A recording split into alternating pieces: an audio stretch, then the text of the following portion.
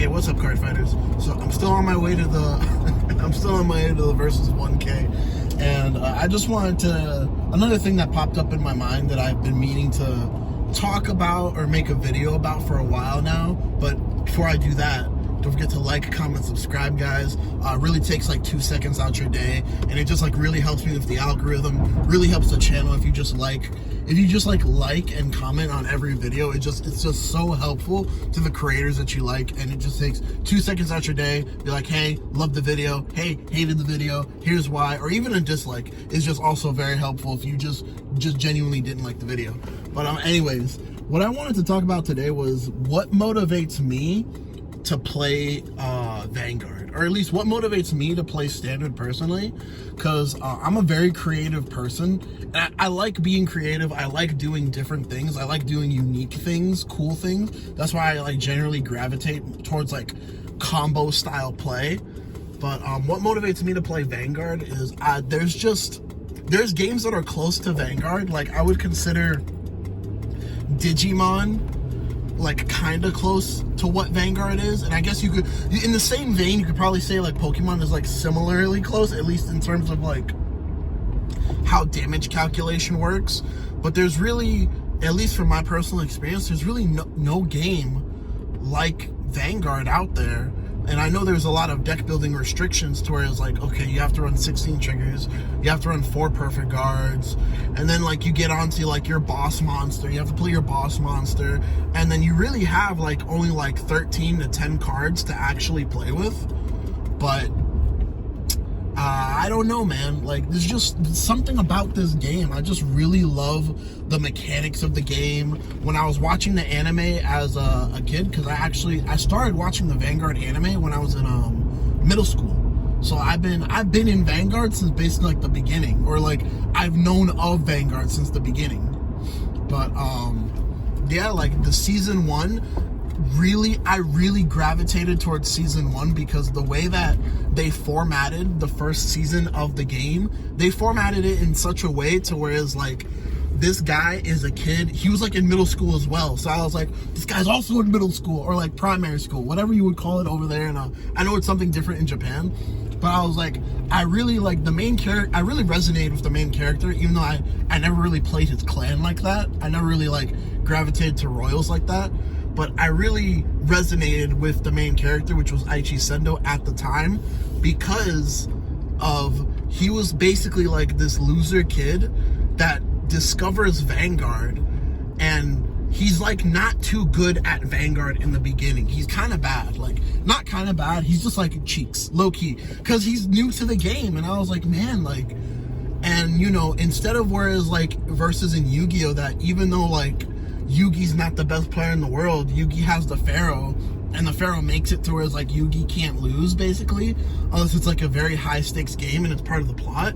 But Yugi never lost, to whereas Aichi he won his first game from like sheer luck. He won his first game of sheer luck, that he got the exact trigger he needed at the exact time, and then from there, it wasn't necessarily that he was like losing bad, but he would get small victories, and then when he would go to more major tournaments, he would lose. And you know, and they had like a coach and everything, to whereas like every time he lost, it meant something, to whereas, you know, it would help mold him to become a better player. And he kind of just like had a mentor. He had like a mentor as well, which was like Kai. He had a couple different mentors, because everyone, all his teammates, all his friends around him already played Vanguard, were better at Vanguard than him. And then eventually, he just slowly, like, his skill level increased, and he just slowly became better than all of them. And, you know, eventually, Aichi became, like, at least in the anime world, Aichi became, like, the best player in the world in terms of, like, the anime. But, that's what really, like, got me to stick with Vanguard, like, throughout all these years. Like, there have been times where, like, I took a break from the game, or, you know, like, I quote-unquote quit the game, but, I've played other games in the past. I played Magic, I played Yu-Gi-Oh, I played Pokemon, but, Vanguard was really the only one to where it's like, it made me want to come back to it. Even throughout the reboots, you know, I know nobody liked the reboots, and I wasn't a personal fan of them either, but I don't know, man. It's just the way they formatted the game for me when I was growing up, and to where it is now, to where I feel like I'm playing the most consistent version of the game, to where it's like, you don't have to worry about missing your grade 1 ride, you don't have to worry about missing your grade 2 ride. Like, you could play the game, you can play your game, you could sculpt your opening hand around your combo pieces, which, again, I'm a combo player, so I really like that.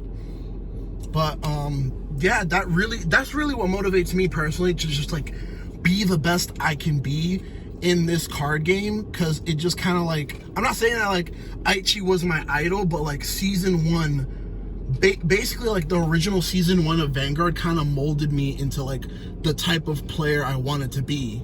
And you know, over the years, like, I've gotten way better over the years. Like, even during like V is when I peaked, when I started like actually winning, because I had a mentor at that time. Shout outs to you, buddy. I love you. Haven't talked to you in a while, but you know who you are if you see this. But V is when I peaked, and like I actually started to become good. And then, you know, I would say I'm at least like 3 times better than I was during V. And you know, I know that this format isn't perfect, obviously. You know, there's certain decks that are like really power crept, like Gandiva, Chrono Jet, even Messiah. If Messiah just gets to pop off, you know, nobody likes the over trigger, especially me. You guys know this firsthand. I ban the over trigger on all my over trigger over sleeves. But yeah, that's what. And I'm always been a really competitive person. I've never, like, there are times where like I wanted to play for fun, but more often than not, like, playing means something to me. It means that I want to be able to do the best that I could do. And if that means like eating a bunch of losses and learning from those losses, I prefer that versus like winning and not knowing why I won. But I know this was a little bit long, guys. I'm actually in the parking lot right now, so I'm about to head up to the tournament, write out my deck list. And yeah, wish me luck, guys. I'm gonna try really hard to win this 1K, because I've been itching for a competitive tournament for a while now. But again, don't forget to like, comment, subscribe, and we're gonna have more like talk videos like this in the future. Definitely alongside the other content that I've already been doing. I am gonna get the chance to go to locals this week, so you will still see local videos. But yeah, you guys have a good day.